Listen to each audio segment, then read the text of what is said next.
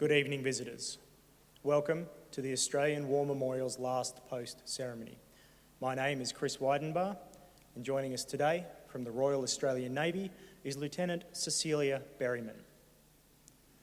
We warmly welcome the family of Private Alan Ethelbert Powell, whose story will be told shortly. We are pleased to welcome the Defence Widows Group to the ceremony this evening as well.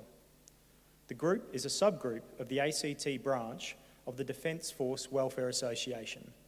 It was established in 1981. Its focus is on providing mutual support and friendship through an established network and the organisation of events for approximately 300 defence widows residing in the ACT. It is an inclusive group, the only criterion for membership being that a partner donned a military uniform in the service of their country. We warmly welcome the veterans who have served, those that are still serving, and the families that love and support them. We acknowledge the members of RSL and Services Clubs Association, RSL Victoria, and RSL Queensland who are watching the broadcast of this ceremony across Australia. During this evening's ceremony, wreaths will be laid at the base of the pool of reflection by family, by visitors, and by students on behalf of Camaray Public School from New South Wales. Australia's Federation Guard is the tri-service ceremonial unit of the Australian Defence Force. They provide a ceremonial presence at civil and military events and during visits to Australia by foreign dignitaries. The Guard will now dismount the catafalque party from the tomb of the unknown Australian soldier.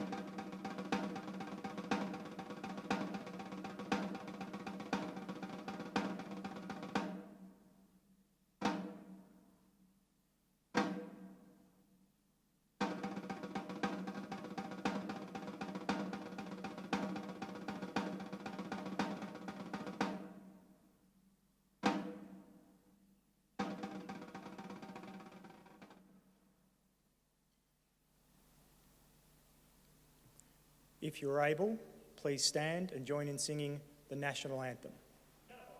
Attention! Catapult party, present arms!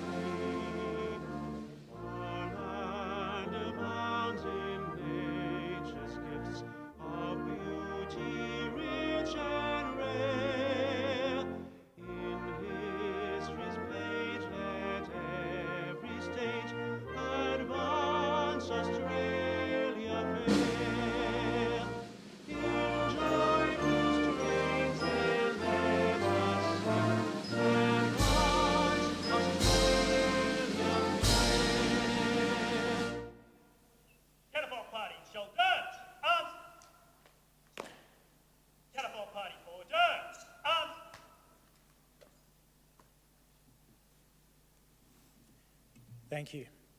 Students, please be seated.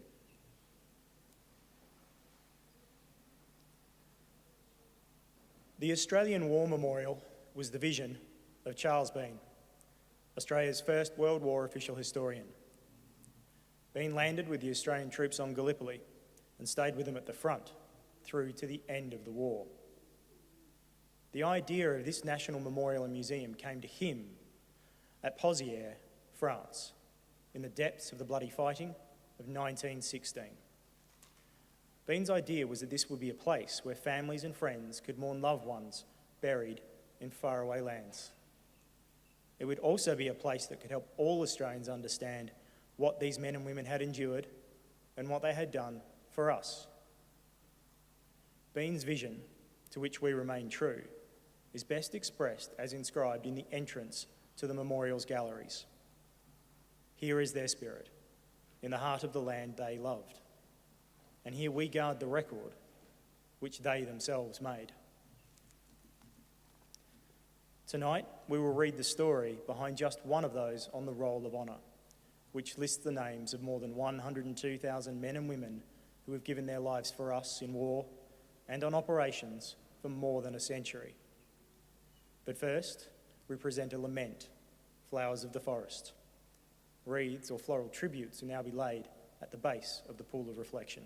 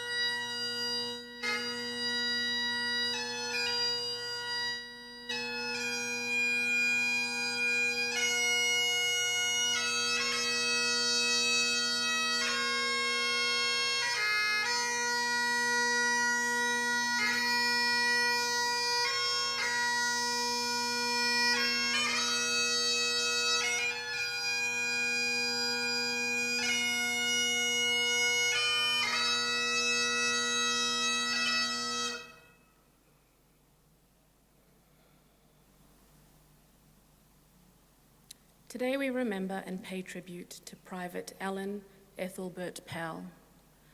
Alan Powell was born in Northam, Western Australia, on the 26th of October, 1907, the son of Margaret and Albert Powell. Known to his friends as Bonnie, he became an Australian rules footballer of some repute in his local area, and when he enlisted in the 2nd Australian Imperial Force on the 23rd of October 1940, he was married with a young son. His occupation was given as prospector and would later be given as road grader. The 1930s had been the years of the Great Depression, and Powell had taken any work he could find. At one point, he ran his own business, felling timber and cutting it into firewood for sale. So keen was Powell to join the army, he put his age down 2 years, claiming to be 30, when in fact he was 32. While he was undertaking basic training at Northam Army Camp, his youngest brother, Bill, arrived in a group of new recruits. Bill had put his age up in order to enlist. As the older recruits poked fun at the baby-faced arrivals, Alan Powell stepped up to his younger brother, shouldered his kit bag, and marched into the camp with him. The two were 16 years apart in age. Alan Powell was transferred to the 2nd 4th Machine Gun Battalion. In December, he attended training school, and in January joined a trade group, becoming proficient in the operation and upkeep of his weapon. After a period of leave in July 1941, Powell and the 2nd 4th moved to Adelaide. As more of the 8th Division was deployed further north, by October it was in Darwin with the 23rd Brigade. The division's other 2 brigades were in Malay and Singapore, and the 2nd 4th was to follow. Told of their move just before Christmas, the battalion left Darwin on the 30th of December, sailing via Port Melbourne, Moresby. After a Japanese attack on Rabaul, the convoy turned around, sailing to Sydney, then Fremantle, finally reaching Singapore at the end of January 1942. By this time, the Japanese had captured Malay and were preparing to attack Singapore. After days of air raids, the Japanese attacked on the 8th of February. Deployed to different units, the 2nd 4th's companies were quickly in action, but within 2 days, the Japanese had captured the island's west coast. 5 days later, the British forces were pushed back to a defensive line protecting the city.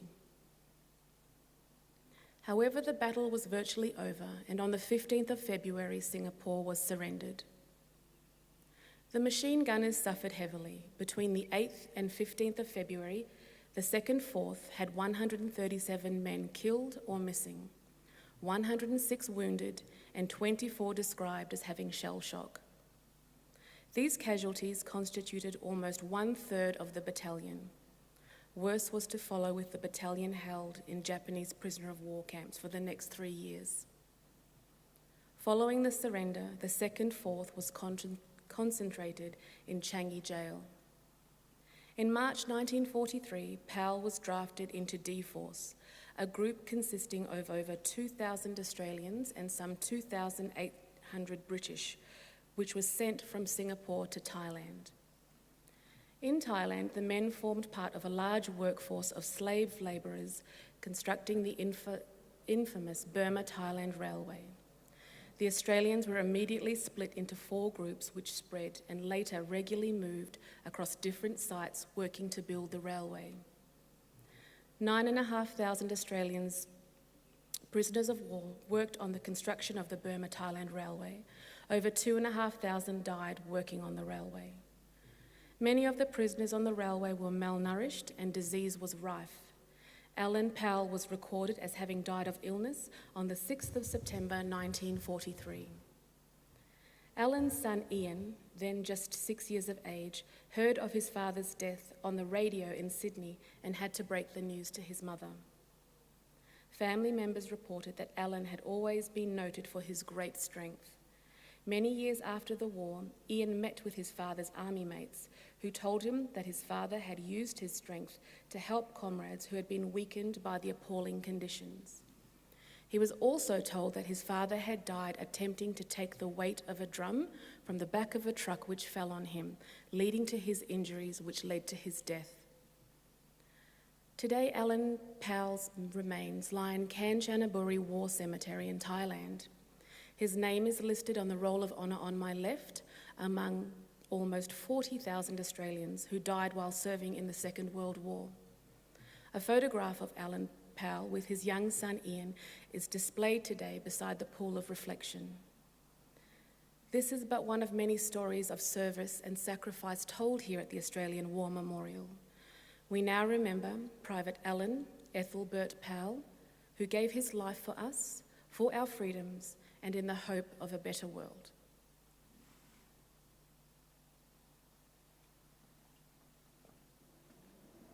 I ask all who are able to please stand for the reading of the ode and the sounding of the last post. Catapult party, shoulder,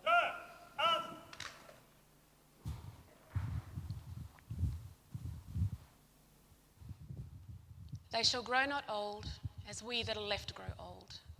Age shall not weary them, nor the years condemn. At the going down of the sun and in the morning, we will remember them. We will remember them. catapult party, present,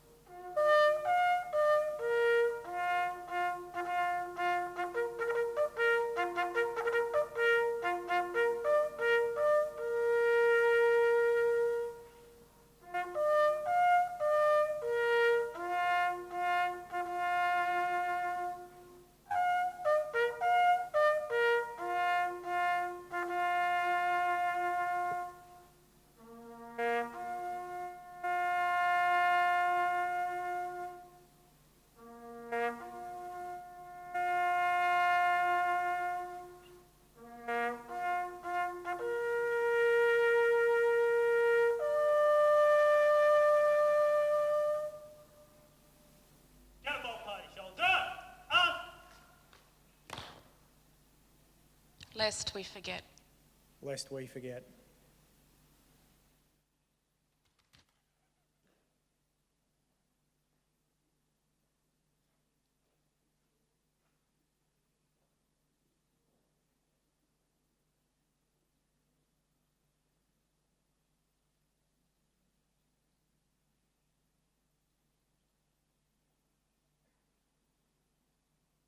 catapult party, in words, turn. Catapult party, break, march.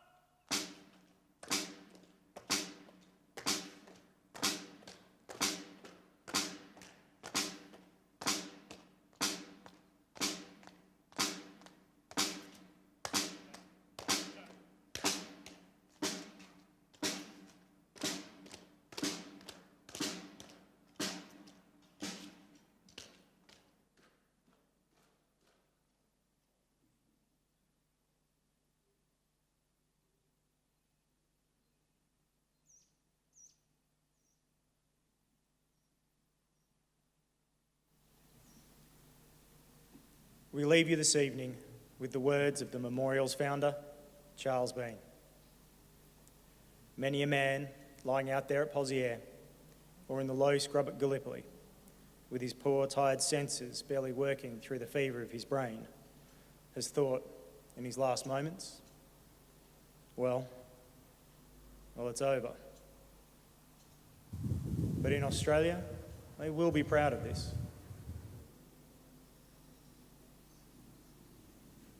Ladies and gentlemen, girls and boys, that concludes the last post ceremony. We thank you for visiting the Australian War Memorial and wish you all a very good evening.